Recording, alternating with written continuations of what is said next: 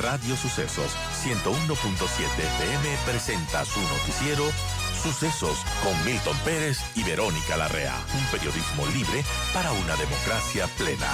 Los hechos y las opiniones de los sucesos que marcan nuestro tiempo.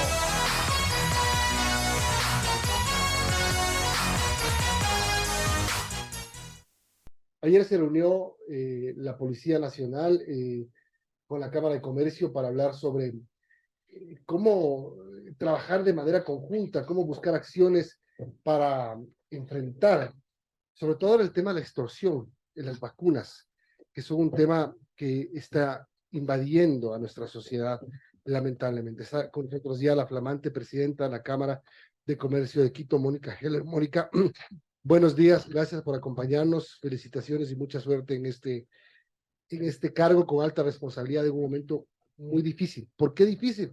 Porque nos estamos recuperando la pandemia en medio de una crisis económica complicada y nos cae la pandemia de la inseguridad.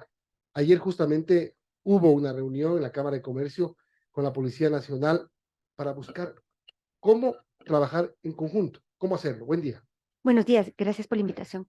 La Cámara de Comercio de Quito está comprometida con sus agremiados y hoy la preocupación número uno de nuestros socios y de la ciudadanía en general es la inseguridad.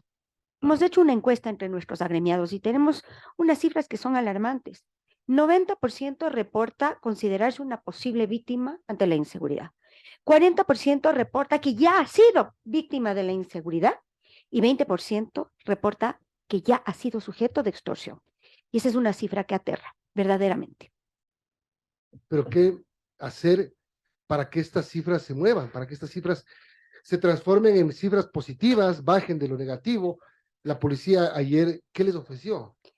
Primero, muy agradecida con la reunión que tuvimos el día de ayer. Hemos hecho un acuerdo de trabajo conjunto. En una primera etapa, es decir, la respuesta inmediata, es primero activar la línea 1-800 extorsión, que permite que quien haya sido contactado para una extorsión pueda reportar de inmediato a la policía. Esto con dos objetivos. Uno, diagnosticar si de verdad hay credibilidad en esa extorsión o no, porque según nos explicaba la policía ayer, hay muchísima gente aprovechando la coyuntura, pretendiendo ser profesionales del crimen y simplemente aprovechando el terror colectivo para cobrar. Entonces, lo primero es diagnosticar cuánta credibilidad tiene esa llamada o esa gestión de extorsión. Lo segundo es un proceso de reacción que hay que tener, que implica desde la denuncia hasta cómo actuar en lo personal, en fin, hay toda una serie de cosas que la Policía Nacional indica se deben hacer. Y tercero, por supuesto, debe haber una denuncia. ¿Y por qué debe haber la denuncia? Primero, porque es la manera de controlar el incidente. Segundo, es la manera de recoger información, por ejemplo, de dónde se concentran o dónde están los grupos que están haciendo esto, y esto permite actuar preventivamente a la policía. Pero también porque no se puede permitir la impunidad. Y por eso la Cámara de Comercio de Quito ofrece su contingente para hacer un acompañamiento en el proceso legal, porque la gente suele no querer denunciar. Ese es el tema. Hay miedo a la represalia. Hay desconfianza también. Hay desconfianza y es un proceso desagradable. Y nosotros, entendiendo la problemática, hemos querido dar un respaldo a nuestros agremiados con un acompañamiento legal en este caso. De la Cámara de Comercio. De la Cámara de Comercio. Bien, son las 8:30. Estamos conversando con Mónica Heller, presidenta de la Cámara de Comercio de Quito, en este momento sobre la inseguridad y lo que ayer hablaron con la Policía Nacional para buscar estas acciones conjuntas. Uno, entonces, activar esta línea 1-800 extorsión. Correcto. El trabajo de asistencia legal para que se atrevan a denunciar, porque las denuncias en general en el país son muy bajas. Sí. El tema del miedo es uno, el enfrentar procesos engorrosos es otro, y la desconfianza. Ahí es donde entramos nosotros. La Cámara de Comercio de Quito está respaldando a sus agremiados precisamente en esa parte que es tan difícil, además de, por supuesto, el fondo del problema que ya es de terror, ¿no? Pero adicionalmente creo que hay una serie de cosas que aprendimos ayer que son importantísimas. Y de hecho, uno de los proyectos que hemos pactado hacer conjuntamente es una serie de campañas para educar a la gente, porque ¿qué es lo que pasa? Los quiteños no conocemos de esto. Afortunadamente nunca lo habíamos vivido y no estamos preparados para este nivel de inseguridad. Entonces hay una serie de tips, como le llaman ellos, de cosas que hay que aprender, cosas que se deben hacer, que será un trabajo conjunto. Además, una serie de cursos, ya hemos iniciado cursos, ya tuvimos la semana pasada un curso para nuestros agremiados con el GIR, y en fin, una serie de temas que se pueden ir trabajando conjuntamente, que los iremos monitoreando. Hemos establecido una mesa de seguridad que en esta etapa álgida será quincenal, y después iremos monitoreando la frecuencia, y donde invitaremos además a los demás actores del sistema, porque este es un problema de todos, no es solo un problema de la policía. Ya nos hemos reunido con representantes de la Corte Nacional, y tenemos en nuestra agenda reunirnos con los demás actores de todo el sistema judicial, porque hay que tener una sola conversación y una estrategia conjunta, y no podemos tener atomizado al Estado, porque hoy los ecuatorianos necesitamos un liderazgo, una estrategia, el financiamiento adecuado, las políticas correctas, el marco legal adecuado. Es decir, nosotros como ciudadanos exigimos respuestas de fondo y de forma inmediatas y a largo plazo. Mónica, buenos días. Y bueno, ¿qué expectativas tiene usted y también los agremiados de la Cámara de Comercio de Quito respecto a estas acciones? Entiendo que hay mucho temor, es un proceso de aprendizaje también porque no hemos vivido estas situaciones, pero ¿qué expectativas tiene sobre todo lo que está pasando? Es un momento muy triste. Eh, es un momento de profunda preocupación y también de un mea culpa. El Ecuador ha cometido muchos errores. Tenemos muy malas políticas, tenemos malas políticas migratorias. Somos uno de los países con normas más laxas en el tema migratorio. Necesitamos más control en las fronteras, y no con un objetivo xenofóbico, sino con un objetivo de control de la inseguridad. Necesitamos mejores marcos legales, tanto en lo sancionatorio, porque somos un país de muy pocas penas, es decir, la pena máxima en Ecuador es la mitad que en los países vecinos. Entonces, si no tenemos penas que sean más fuertes y que sean disuasorias del crimen, tampoco contribuimos al control de la inseguridad. Necesitamos un mejor marco legal para la policía. La policía necesita más dotación, necesitamos un sistema judicial comprometido en todos los estamentos. La policía, la judicatura, la fiscalía, todos tienen que sentarse en una sola mesa y ponerse de acuerdo en cómo van a actuar para el bienestar del Ecuador. Ahora, esta encuesta es alarmante. 90% se siente vulnerable ante la inseguridad, 40% ha sido ya víctima de algún tipo de robo, estoy hablando de los agremiados de la Cámara de Comercio, y un 20% ya reporta haber sido víctima de extorsión. ¿Qué tipos de negocios son estos? La Cámara de Comercio tiene todo tipo de negocios. Tenemos negocios pequeños, tenemos negocios medianos, tenemos negocios grandes, tenemos negocios de calle, tenemos negocios de oficina. Es decir, la representatividad es muy grande, pero indudablemente los más vulnerables ante la situación actual son los negocios de calle, son los que tienen más exposición tanto a los asaltos como a las extorsiones. Tiendas, boutiques, Claro, papelerías, ese tipo de exactamente, cosas pequeñas. correcto. Que Algunos justamente, medianos y grandes también, pero los que Claro. están en la calle indudablemente están en mucho más riesgo que los que están más protegidos. usted decía, Mónica, hace un momento que van a recibir incluso instrucciones de preparación Correcto. por parte del GIR, de la Policía Nacional. Aquí le pregunto, ¿está de acuerdo usted como persona y también como dirigente gremial con el decreto de porte de armas? Mire, yo creo que este es un momento tan difícil, y yo creo que la intención es buena.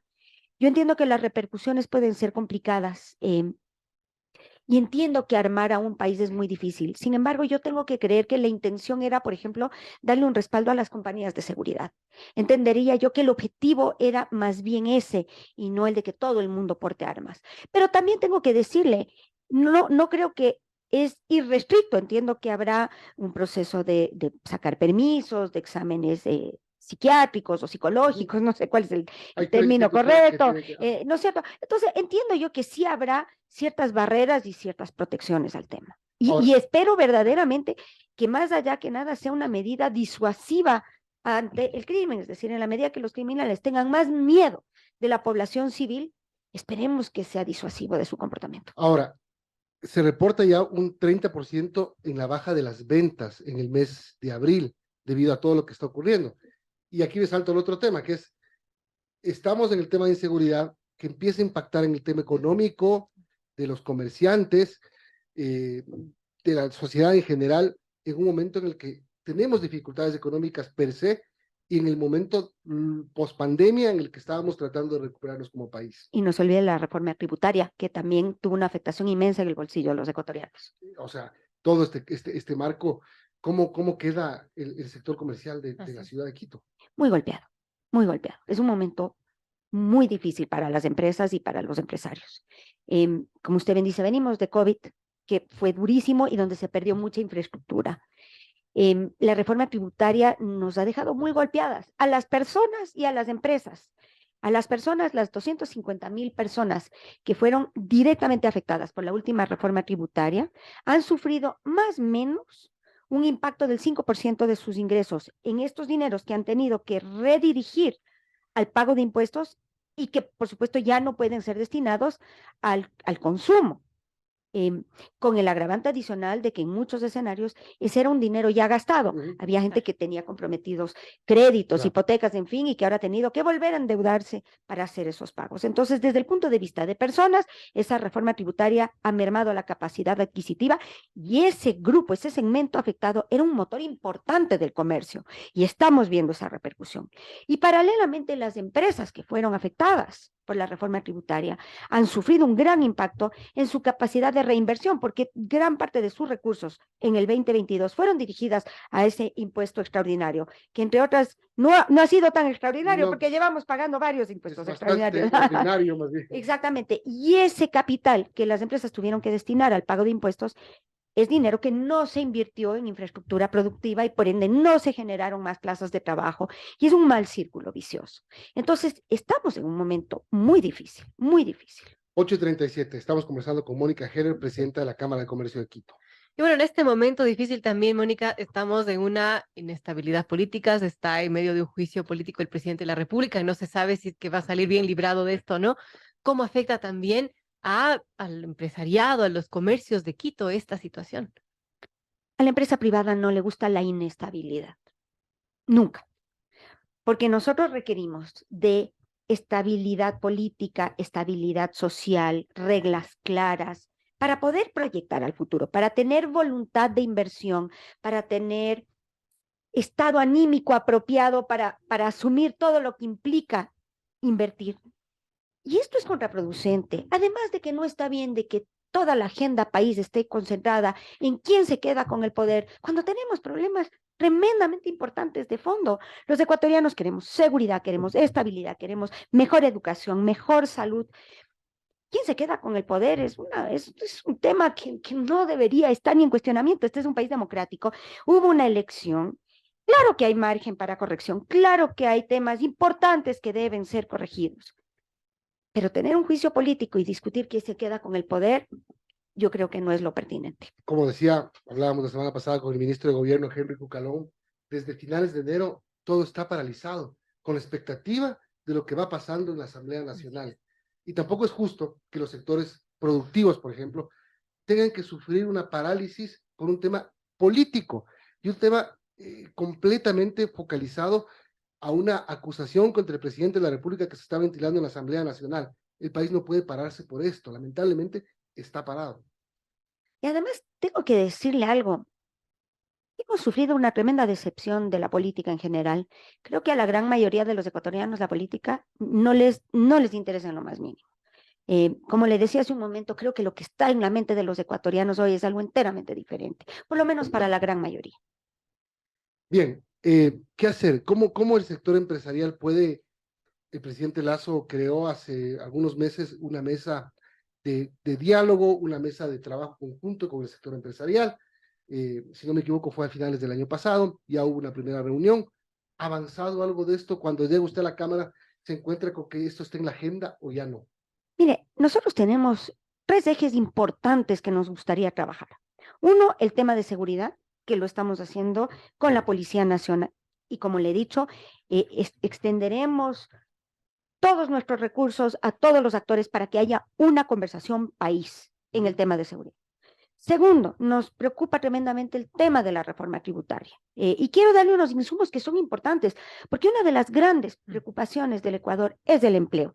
Y aquí tenemos 2 bifurcaciones, una la reforma tributaria y otra el tema del marco legal, el Código de Trabajo. En la reforma tributaria quiero simplemente darle unos insumos que son importantes. ¿Cómo paga impuestos hoy una empresa en el Ecuador? De toda su operación, si le queda utilidad, y digo sí porque hay muchísimas empresas que no generan utilidad, porque también es importante entender quiénes son empresarios. Empresarios son todos los que tienen empresa, unas chiquititas como la tienda, unas medianas, la peluquería, la papelería, y hay grandes empresas. Pero el régimen aplica para todos. Entonces, mire usted lo que nos pasa. Tenemos 25% de impuesto a la renta y 15% de aporte a colaboradores.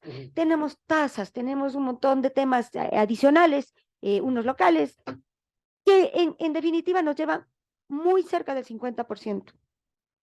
Y después, cuando el empresario, cuando el inversionista quiere retirar sus utilidades, tiene que pagar 10% adicional si es que es un inversionista ecuatoriano en la distribución de utilidades. Y si es que es una inversión extranjera, de la cual tanto hablamos, que queremos capital extranjero, si es que es un país que no tiene acuerdo con el Ecuador, puede llegar a pagar hasta 25% adicional. Entonces, tenemos una situación donde nos preocupa el desempleo, pero todo el marco legal que tenemos no nos lleva a la inversión y a la generación de empleo. El ministro de Gobierno anunció que el presidente prepara un proyecto económico urgente para aliviar un poco el tema impositivo. ¿Ustedes ya saben de qué se trata? No, no. Y nos gustaría participar porque finalmente el tema del empleo tiene tres actores. El generador de empleo, que en el Ecuador resulta que en su gran mayoría, el 90% es del sector privado. Por supuesto, el colaborador y el ente que norma, que es el Estado. Pero esta conversación sin la participación del generador, del gran generador de empleo, es un error, porque al final lo que nos ha pasado, si vemos las cifras, es que el Ecuador no ha roto la barrera del empleo pleno. Estamos desde hace muchos años en el orden del 35% del empleo pleno y no logramos romper esa barrera. ¿Eso qué quiere decir? Que todo lo que estamos haciendo no es apropiado y no es conducente a la generación de empleo pleno. Bien, gracias, Mónica, por habernos acompañado hoy. Suerte en la gestión y sobre todo que el tema de la seguridad vaya tomando forma, un trabajo conjunto para que primero los agremiados y obviamente la ciudadanía se sienta más segura, tengamos esa sensación de que hay trabajo por la seguridad y luego de que sea efectivo ese trabajo. Mónica Geller, presidenta de la Cámara de Comercio de Quito, buen día.